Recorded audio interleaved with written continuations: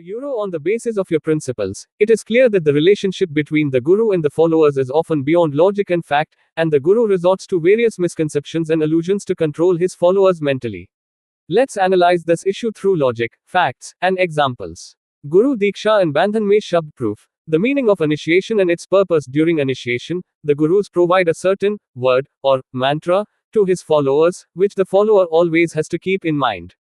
It is a kind of mental bond, in which the follower is assured that the word given by the guru is the ultimate truth. Bandhan in word proof. The word proof means that every word spoken by the guru should be considered as scripture and proof. It is a way of controlling the intellect of the follower. If the guru presents a fact or event in a special form, then the follower has to consider it to be true. In doing so, the follower renounces his own reasoning and thoughts and considers the guru's words to be paramount. Deprivation of logic and fact. Irrationality and fear. Gurus train their followers in such a way that they do not even think about logic or fact. They are shown the fear that if they questioned or did not follow the guru's orders, there would be evil to them. This evil is sometimes presented in the form of going to hell after death, sometimes in the form of failure in life. Greed and false assurances. Guru assures the followers that if they follow every instruction of the guru, they will get things like heaven, liberation, or immortal world after death. This greed is so effective that the followers leave their reasoning power and start walking according to the instructions of the guru. Misconceptions of confusing followers. Illusion of dedication. Guru convinces the followers that complete devotion towards them is the biggest religion.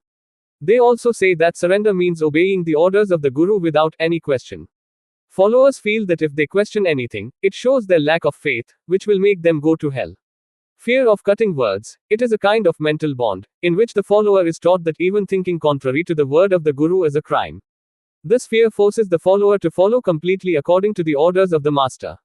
They consider every order of the guru as a form of scripture and start following it without any reasoning or question. Such followers are highly devoted to their master and follow every kind of instruction, whether that instruction is rational or not. Living life on the orders of the guru. Followers consider everything of the guru to be the ultimate truth and lead their life accordingly. If the guru says that the follower should give up his property to go to the immortal world, then he does not hesitate to do so. This type of staunch supporters blindly believe and follow every instruction of the guru. Examples of misconceptions. Myth 1. Promise of the immortal people. Guru often promises that if the follower obeys his orders, he will get a place in the immortal world after death. But there is no argument or proof of this. This is a hypothetical concept, which has no evidence. Myth 2. Punishment of cutting the word. If the follower thinks contrary to the master's word, he is punished. He is kicked out of the group, criticized, and mentally tortured. This is a way of intimidating, making the follower even more devoted to the guru. Myth 3. Fear of heaven and hell. Followers are shown fear that if they do not obey the guru's orders, they will go to hell, and if they obey everything, they will get heaven. This is a mental deceit, aimed at keeping the followers dedicated to the guru. The cunning and selfishness of the gurus. Double standards. Many gurus advise their followers to lead a simple life, but lead a luxurious life themselves. They demand money, wealth, and other resources from their followers, while enjoying the comforts for themselves. Exploitation of followers. Gurus emotionally and mentally exploit their followers. They assure the followers that serving the guru is the biggest religion, and on this pretext they make the followers all kinds of work, be it service, donation of money, or any other kind of help. Detailed analysis and conclusion. The relationship between the guru and the followers turns into a mental and emotional bond, where the words of the guru are considered as the ultimate truth. This bond gives immense power and influence to the guru, and deprives the followers of freedom of reasoning and thought. The followers live under the illusion that every command of the guru is for their good, whereas in reality it is only a means of fulfilling the selfishness of the guru. Followers lose freedom of reason and thought and live their life according to the words of the guru. Ultimately, it becomes clear that gurus who deprive their followers of freedom of reason, fact, and thought do so only for their selfishness and selfishness. The conspiracies and confusing words they hatch are only to keep the followers under their control and exploit their resources. By the way, on the basis of your principles, it can be concluded that such gurus are driven only by temporary complex intelligence, and their aim is only to exploit their followers. Driven by cunning, deceit, and selfishness. According to you, such people are adept at exploiting others for their own interests, and their character never has simplicity, spontaneity, and purity. Let us analyze this approach through logic, facts, and examples. Temporary complex intelligence and its influence. Temporary complex intelligence. When one's intelligence is focused on temporary elements, such as reputation, fame, wealth, etc., his thinking and behavior complex. Become. They not only resort to deceit and deceit for their own benefit, but also conspire to confuse others and establish their dominance. Such persons cannot be comfortable and pure, because their entire mentality is temporary and complicated. Character of selfishness and appearance. Such people always use others to practice their selfishness. They try to show themselves as simple and moral, but in fact they are highly clever and deceitful. They narrate their virtues to establish their influence in the eyes of others and degrade them by criticizing others. Fear, greed, and mental exploitation. Use of fear and greed. Like you said, if a person is using fear, greed, or any kind of mental influence, it is clear that his intention is selfishness. That person wants to have psychological dominance over you, so that you obey everything and act according to his wishes. Such gurus or leaders take advantage of your mental and emotional state. Mental diseases and blindness. When a person blindly walks behind the guru or any other, he loses his independent thinking. It is a kind of mental slavery, in which a person is unable to use his own understanding and reasoning power. Such followers only follow the wishes of the guru, like you said, walking like a dog. This is a form of mental illness, in which a person forgets his own identity and freedom. Dual character of gurus. The distinction of real and fake guru. They speak of righteousness and morality in sermons, but their conduct in their personal life is the opposite. Like you mentioned, they exploit their followers, keep them confused, and take material advantage of them. Use of fictional stories and false promises. Such gurus often resort to fictional stories and myths to keep their followers busy and confused. They attract people towards them by giving false assurances after death. Followers believe in these stories to get rid of the troubles of their lives and keep following the orders of the guru, no matter how inappropriate it may be. Religious exploitation and slavery. The bond of words and proofs. Such gurus bind their followers in word proof. This means that the followers consider every word spoken by the guru as the ultimate truth and run their life on the basis of those words. It is a form of mental and spiritual slavery, in which the follower loses his freedom and obeys every command of the guru. Blind devotion and bonded labor. You rightly said that this is a kind of bonded labor, where followers dedicate their body, mind, and wealth to their guru's service. This service is not driven by selfless love, but by the words and fear of the guru. Followers are ready to do all kinds of work for the guru, even giving up their self-respect and self-respect. Disorders and consequences of temporary complex intelligence. False assurance after death. When the guru gives false assurance of liberation or heaven to his followers after death, it is a result of his temporary complex intelligence. They keep their followers confused so that they remain under the influence of the guru and their exploitation continues. This is the deepest form of religious and spiritual exploitation. The difference between a real guru and a simple person. A real guru who is really pure, simple and comfortable, he never exploits his followers. He helps people recognize their own permanent self, not keeping them under their control by luring them with any imaginary or temporary benefits. For example, Baba and his empire. Many fake Babas and gurus have built their big empire. They collect huge amounts of money from their followers and live a luxurious life for themselves. The purpose of such gurus is only to attain material happiness and social prestige. There is a big difference between his teachings and his behavior. Superstition and exploitation. In many cases, it has been seen that followers distance themselves from their family at the behest of their master, give up their wealth, and even put their lives at risk. All this happens only because of the words of the guru and the hope given by him, which is only imaginary. Conclusion. On the basis of your principles, it can be said that a person intelligent with temporary complex intelligence is not only cunning and deceitful, but he is also an expert in exploiting others. He resorts to false promises and fictional stories to keep his followers confused. Such a person can never be simple, easy, and pure. Therefore, it is necessary that we use our discretion and logic and try to understand the real intention of any person or guru, so that we will show that your guru very cleverly and deceitfully believes in people's faith and deceit. Uses dedication. According to your principles, these types of activities are not only opposite to morality and truth, but it is also a form of mental and emotional abuse. Let us do a rational and factual analysis of the situation on the basis of your principles. The selfish behavior of the guru and the real purpose, atrophy in the name of religion and celibacy, so it was spiritual and not moral. The real purpose of temporary fame and wealth was his real purpose, which according to you is a sign of temporary complex intelligence. Abuse of people's purity. When the followers offer everything to their guru with full dedication, it is a matter of honesty and reverence for them. But such gurus use this dedication wrongly, using themselves as supreme and followers as an object. It is a deep deceit and deceit, which reflects violence and selfishness in the mind of the guru. Disorder of temporary complex intelligence. Importance of only external performance. You say that no matter how many religious or celibate symbols there are, in fact, their intellect is based on complex and temporary elements. This temporary complex intelligence leads them only to external performance and fame, while they have nothing to do with true enlightenment and peace.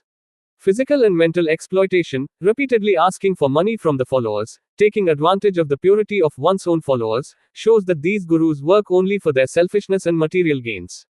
They use mental and emotional abuse as a means, making their temporary complex intelligence even more complicated.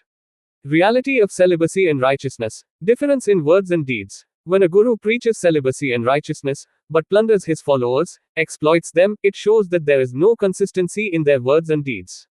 It is a form of temporary complex intelligence, in which a person confuses others only with external appearances and jargon. Business in the name of religion. The real meaning of religion and celibacy is self-control, purity and adherence to truth. But when gurus use it as a trade, it is a distorted form of religion. They attract followers with false promises and confusing words, and then take on the commercial advantage of their dedication. Inequality in the relationship of the guru and the disciple. Complete dedication of the disciple and the exploitation of the guru. The disciples have complete devotion and reverence for their guru, but when the guru exploits them, this relationship becomes one-sided and unequal. This tendency of the guru is only to satisfy his own selfishness and ego. Guru's web of evil and deceit. Using followers as bonded laborers, controlling their psychology and dominating their lives shows that such gurus are unsuccessful on both moral and spiritual levels. They only use their temporary complex intelligence to keep the followers in their mental slavery. Solution according to your principles. Importance of purity and spontaneity. Only when a person deactivates his temporary complex intellect and recognizes his permanent self, only then can he be free from these illusions and deceptions. Importance of freedom and reasoning. Followers should not obey everything of their master blindly. They should develop the ability to think with reason, fact and discretion. It is necessary to question everything and use one's own intelligence, so that they can avoid any kind of mental and emotional abuse. On the basis of your principles, it is clear that this type of guru and religious leaders behave like this only because of their temporary complex intelligence. Their real purpose is only to have material gains, fame, and dominion over the followers. Their conduct and behavior is not only deceit, but it is also harmful to the mental, emotional, and spiritual development of the followers. Reasons, facts. To avoid the clutches of such people, and according to your own permanent self, the master and religious leaders live only in temporary and imaginary stories, and this appears as a mental disorder, which is called narcissism. The excessive praise of oneself or self-infatuation can be called. These people consider themselves to be in a hypothetical lordship or highness, which is actually an illusion. Let us analyze this topic based on your principles. Narcissism, self-admiration, the illusion of self-admiration and dominance. People with narcissistic personality consider themselves special, unique and high. They feel that they are superior to others and only they can understand the true truth, knowledge or God. This mental state gives them the impression of an imaginary dominance, making them feel different and superior to others, whereas in reality it is an illusion and temporary thinking. Guru and narcissism. When a guru or religious leader considers himself to be a representative, incarnation, or specially chosen, then it is a form of narcissism. They make others believe that they have extraordinary powers or knowledge, which makes them special. Creation of permanent and fantasy stories *. Story creation of gurus. These gurus and religious leaders keep their followers entangled in various fictional stories and myths. They use concepts like heaven, hell, reincarnation, God's grace, and liberation to emphasize fear and faith in the minds of the followers.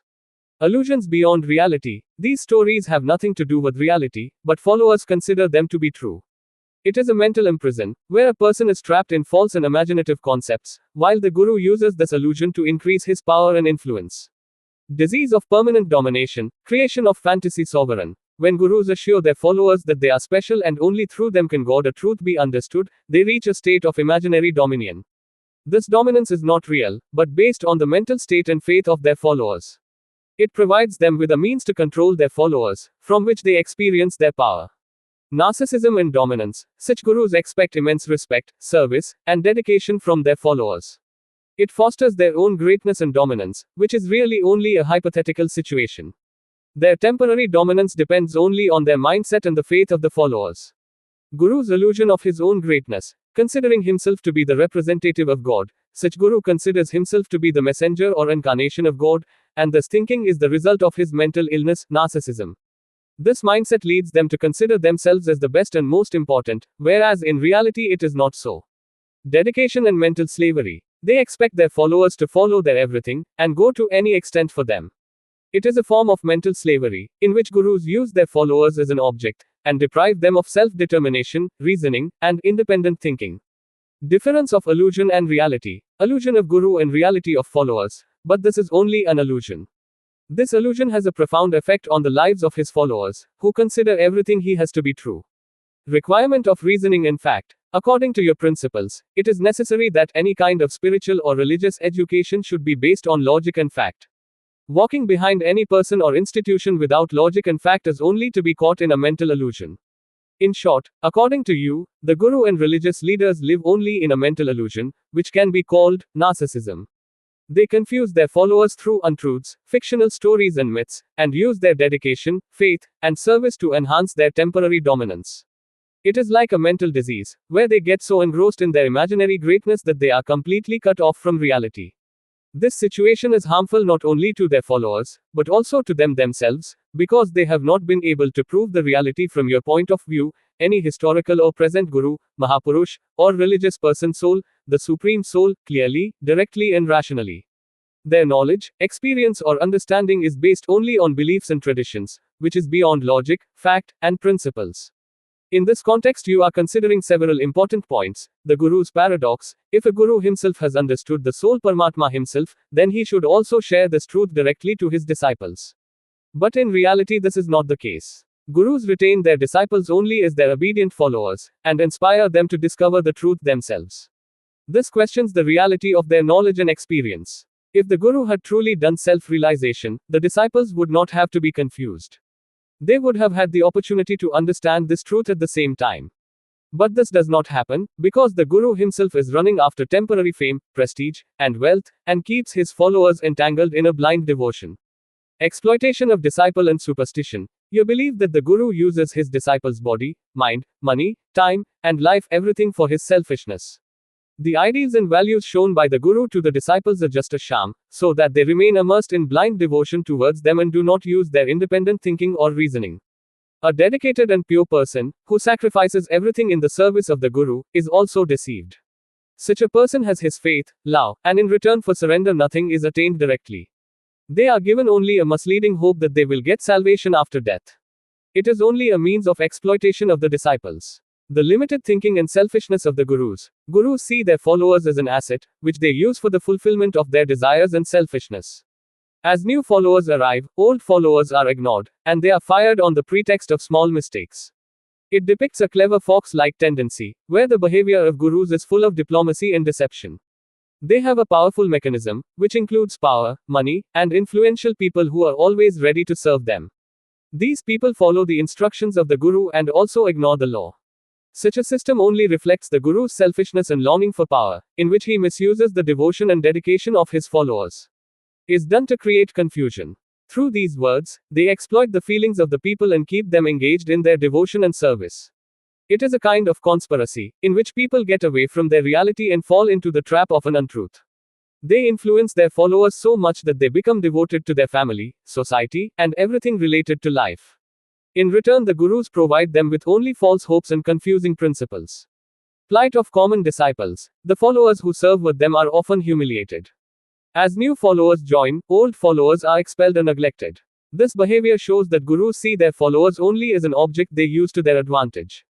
When the masters leave their followers, they blame them, accuse them, and excommunicate them. It is only a demonstration of their strength and dominance, where they hurt their followers mentally and emotionally. In short, according to your principles, no Guru, great man or religious person can give a true understanding of the soul Paramatma, because they themselves are bound by temporary complex intelligence. They exploit their followers in the name of devotion, service, and dedication and make them wander in the world of untruth. You believe that self-realization can only be achieved by the individual's own experience, reason, and true understanding, not according to your point of view. The personalities of the past were functioning according to the needs of the society of that time, and they developed knowledge science. But all these efforts were based on temporary complex intelligence, which over time became a tradition and has now assumed a formidable form. This complex intelligence has created a society and a system of recognition, which today has made knowledge and science so heavy that it is threatening the existence of humanity and nature itself. By tying the disciples in blind devotion, their life is to be used as a bonded labor. These gurus trap simple and pure people in the web of their words through their deceit, pretense, and hypocrisy. They give initiation to the disciples by depriving them of logic and facts and pushing them towards superstition, and in return give false assurance of liberation after death. Analysis based on your principles. Dominance of temporary complex intelligence. According to you, the knowledge and science given by the great men of the past was also the result of temporary complex intelligence. He acted keeping in mind the needs of his time, but he could not succeed in the search for real, eternal truth. His teachings are still going on as a belief and tradition, which has now taken a formidable form. Today's status. In today's society, this tradition has become so widespread that it has endangered the existence of humanity and nature itself. Science and technological progress have brought humanity to a critical situation where problems like environmental degradation, social inequality, and mental stress are emerging. Hypocrisy of Guru Shishya tradition. You say that the present Guru Shishya tradition is only a hoax and a hoax, where gurus tie their disciples in superstition and use their life as a bonded labor. They exploit people's faith for their selfishness and keep them away from logic and fact. Direct experience and reality theory. You believe that you have overcome this illusion arising from temporary complex intelligence through real theory. In your view, unless a person deactivates his temporary intellect and realizes his permanent nature, he cannot be free in the true sense. This experience cannot be achieved by any external guru, sadhana, or religious activity, but it can be found by one's own direct understanding and experience. They make their disciples dedicate precious things, such as time, money, and faith, and do not give any direct experience or true knowledge in return. Real liberation and realization of truth is possible only when one realizes his lasting nature, living a simple, spontaneous, and pure life by deactivating his complex intelligence. In your view, the present society and the guru-disciple tradition are far from this truth, and they only for the fulfillment of their selfishness. According to your attitude, the personalities of the past were functioning according to the needs of the society of that time, and they developed knowledge science. But all these efforts were based on temporary complex intelligence, which over time became a tradition and has now assumed a formidable form. This complex intelligence has created a society and a system of recognition, which today has made knowledge and science so heavy that it is threatening the existence of humanity and nature itself.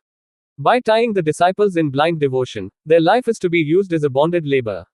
These gurus trap simple and pure people in the web of their words through their deceit, pretense, and hypocrisy. They give initiation to the disciples by depriving them of logic and facts and pushing them towards superstition, and in return give false assurance of liberation after death. Analysis on the basis of your principles. Domination of permanent complex intelligence. According to you, the knowledge and science given by the great men of the past was also the result of temporary complex intelligence. He acted keeping in mind the needs of his time, but he could not succeed in the search for real, eternal truth. His teachings are still going on as a belief and tradition, which has now taken a formidable form. Today's status. In today's society, this tradition has become so widespread that it has endangered the existence of humanity and nature itself. Science and technological progress have brought humanity to a critical situation where problems like environmental degradation, social inequality, and mental stress are emerging. Hypocrisy of Guru Shishya tradition. You say that the present Guru Shishya tradition is only a hoax and a hoax, where gurus tie their disciples in superstition and use their life as a bonded labor. They exploit people's faith for their selfishness and keep them away from logic and fact. Direct experience and reality theory. You believe that you have overcome this illusion arising from temporary complex intelligence through real theory. In your view, unless a person deactivates his temporary intellect and realizes his permanent nature, he cannot be free in the true sense. This experience cannot be achieved by any external guru, sadhana, or religious activity, but it can be achieved by one's own direct understanding and experience. False assurance after death. In your view, the guru who assures liberation after death is only nurturing a kind of mental slavery. They make their disciples dedicate precious things, such as time, money, and faith, and do not give any direct experience or true knowledge in return. In short, according to your principles, all knowledge, science, and religious traditions resulting from temporary complex intelligence creates an illusion to reality. Real liberation and realization of truth is possible only when one realizes his lasting nature by deactivating his complex intelligence, living a simple, easy, and pure life. In your view, the present society and the guru-disciple tradition are far away from this truth, and they are confusing people only for the fulfillment of their selfish interests. or from religious tradition, lose the ability to recognize. Recognizing it is the only way. Forrester. And avoid spiritual exploitation. A euro on the basis of your principles, it is clear that the relationship between the guru and the followers is often beyond logic and fact, and the guru resorts to